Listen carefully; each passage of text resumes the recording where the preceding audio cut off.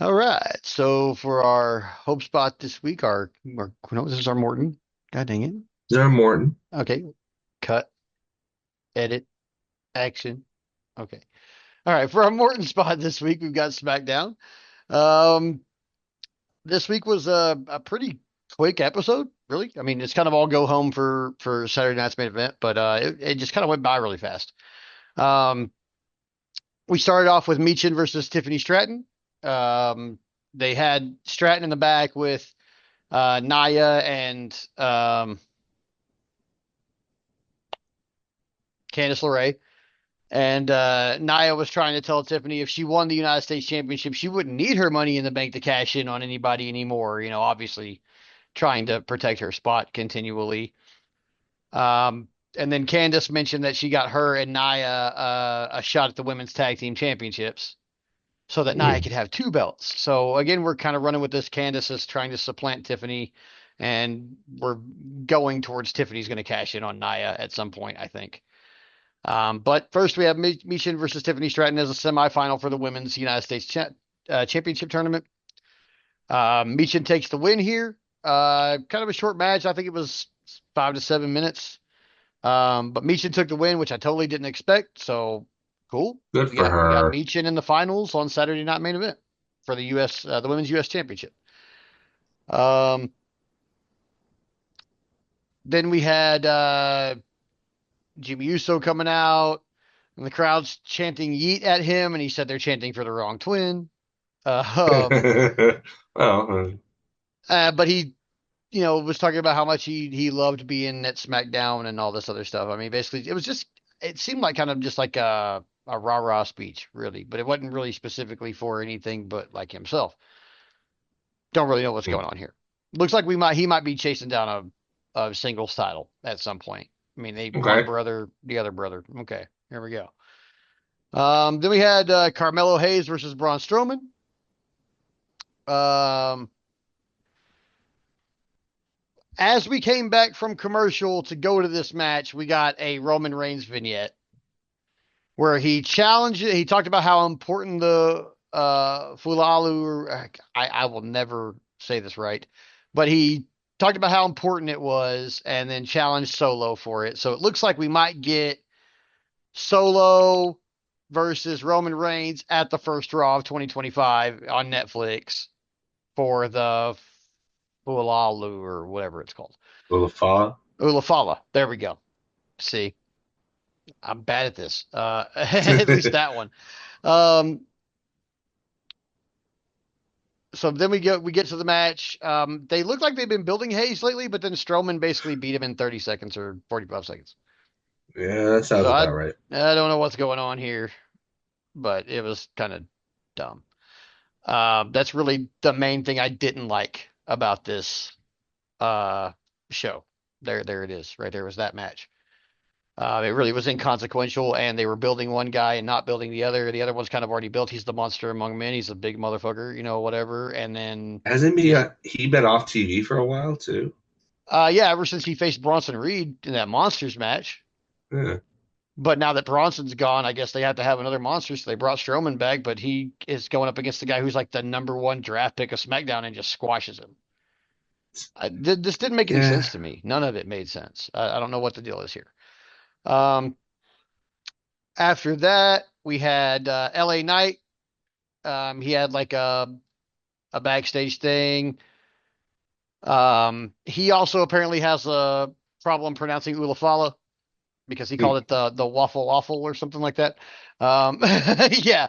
But he's like, I don't care about any of that. He's like, I don't care about any of this crap. He's like, I was just here minding my own business, and then y'all brought yourselves into my business, basically. Um, it ended in a Smoz DQ finish because the Bloodline came out and they tried to attack LA Knight. But then Apollo Crews and Andrade showed up because they've been attacked by the Bloodline in the last couple of weeks, and they were helping him out. But then they both got like Andrade was doing one of his like flip off the ropes moves and caught a Samoan spike from Solo, and then Apollo came flying in and he also caught a Samoan spike from Solo. So uh, I don't know. LA Knight wins, but LA Knight, Apollo Crews, Andrade. Like, are we pivoting and now the new Bloodline's going to fight a completely different group of people? I this I don't know. it doesn't make sense really, but LA Knight and Yet, so yeah, yeah. yet. I Well, mean, I'm we willing to can see see where where it it goes. goes, but LA Knight and Solo had some good chemistry, so I'd like to see kind of where that goes. Um, then we had our next actually. Oh yeah, okay. So um they had a few vignettes kind of just they kept putting over, tomorrow's Saturday night's main event. That was really the big focus. And then another women's main event. And this was Bailey versus Chelsea for the last spot in the finals for the US Women's Championship. And boy did I get surprised when Chelsea Green won this match and not Bailey. How did that Holy happen? crap. I have Don't an get me idea, wrong. but I, it I was love Chelsea. I've seen her work, and I think she's stellar. But wow, like beating Bailey, that's a lot of equity they put in Bailey. yeah, and so yeah, this was weird. But I mean, they had a good match. It was, I think, Guarantees they probably make a new star with the new belt, though. around 15 minutes, probably. Yeah. Definitely the longest women's match in weeks Mm. on WWE. So, but it had time to breathe. It was good. They too, they had chemistry, but then like about halfway through the match, it felt like they got off a step from one another, Yeah. and it just kind of rode all the way to the finish. So. But even though even with that misstep, I expected Bailey to come out as the winner, and she didn't. So Hmm. surprised me. That means I like it. So, um, and we'll talk some more about the implications of this and what happened in the end a little bit later on. But it was a good match. SmackDown was good. Oh, there is one thing I didn't cover. They had a DIY vignette Okay. where they were explaining their heel turn. And it looks like we're going to get like a DIY versus Motor City Machine Guns like extended feud, and I'm Okay. 100% here for that. I mean, So, who wouldn't be? yeah. So, The only people who wouldn't be are those guys who only like big dudes. yeah. Like, So it looks like the SmackDown Tag Team division is going to be in good hands for a minute. We're at least going to get some really good action out of those two teams. what Um, did they say? How did they justify their actions? Johnny Gargano having more personality than he's ever had.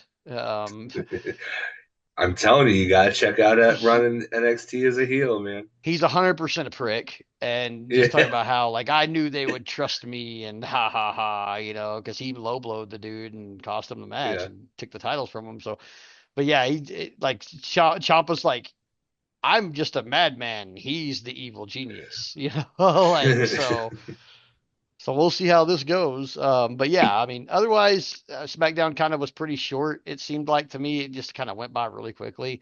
And also, I mean, that Better than partially might dragging, be that's for because sure. I actually started watching SmackDown like 2 or 3 hours before Saturday Night's main event came on. So I was like, fuck, I got to get through this Ah, so I can know what's going on. But I mean, I finished it in time to like then have a meal and then watch the pay-per-view. But right. um, it was just like it seemed like it went by so fast. But it was good. It was really good. So the normal WWE weekly TV still remains, overall good. So we'll Good. we'll see how Saturday night's main event shook out. But then that's going to take us to our hope spot. So both of these both of these shows happened at the same time. Yes. But the interesting thing is that because of NBA coverage on the East Coast where I live, well, I don't live on the coast, but I live in the Eastern time zone. I couldn't watch it on Triller until like past 10 o'clock. So technically speaking, we could make Saturday night's main event the hot tag or the hope spot. But I feel like yours is a bigger show because it's Saturday night's main event. So Yeah. I'm thinking maybe we do kick it to me after all, even though chronologically it's a little wonky. Yeah. That's Triller's fault though. That is true. Well, It's the NBA's fault. Fair enough. Yeah, because I guess it aired.